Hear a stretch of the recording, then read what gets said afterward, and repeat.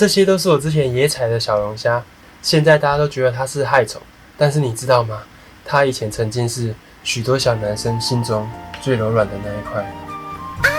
大家看一下它那一对霸气的双耳，非常的帅气。妈，我想养鳌虾。你自己都养不活，你还想养什么？然后因为它们什么都吃，把水里所有能吃的东西都吃光了。今天我们来测试几种在野外常见的食物。我们首先感谢这一只小强为科学实验所做出的牺牲。我们先模拟一下在野外，突然，哎呀，一只昆虫掉到水里面，看一下这些小龙虾有没有什么反应。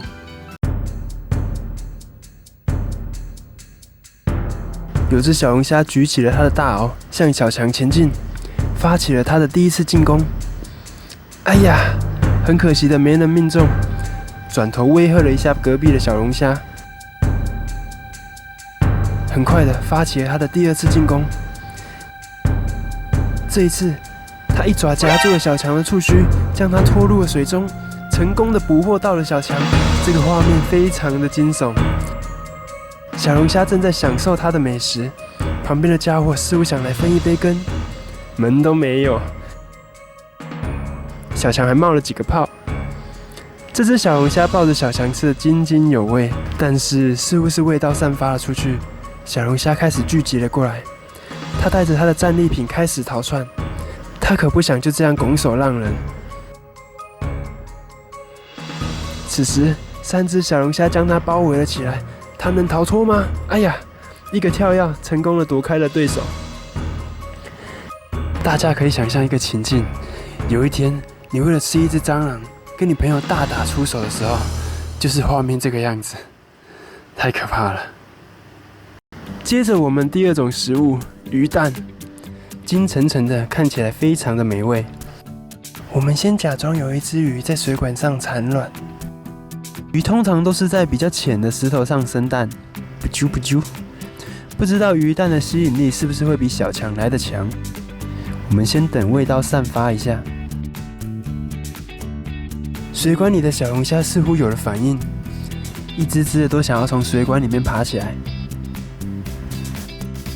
这时，上方的小龙虾终于发现有了食物，直接冲过来就大手一捞，大口大口的啃着。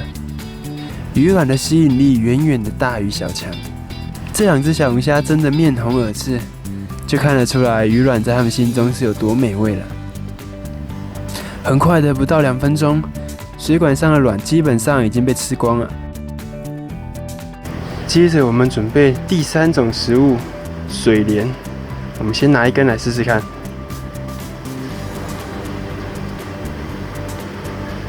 小龙虾对植物是不是会有反应呢？哦，很快的。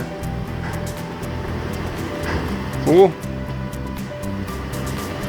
意料之外，小龙虾似乎对植物也非常有兴趣。好啦，我们直接给他们一把，看一下这是个案还是小龙虾真的也这么爱植物。哇，看它吃的我都流口水了。给你们看一下被小龙虾啃过的植物，基本上被它咬2下就断掉了。每个小龙虾都把螯伸在水面上拼命的捞。哇，这画面实在太可爱了。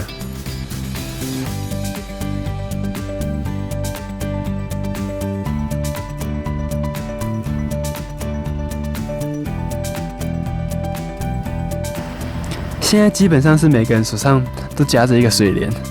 哇，拉起来他还不愿意放手，一只手已经在吃了，另外一手还不愿意放，所以以后钓小龙虾只要1根水莲就可以了。好啦，大家可以看得出来，小龙虾是真的非常的贪吃。不过以上毕竟只是鱼缸的模拟情况，不代表野外一定是这样。但是唯一可以确定的是，一旦溪流里面有了大量的小龙虾之后，我们的原生鱼虾是很难去跟它竞争的。所以有些人选择去消灭外来种，有些人觉得生命都是平等的，适者生存。这2者之间很难说到底谁对谁错。我们唯一能做的就是有养宠物的各位，管好自己，提醒别人不要乱放生。我们下部影片见，拜拜。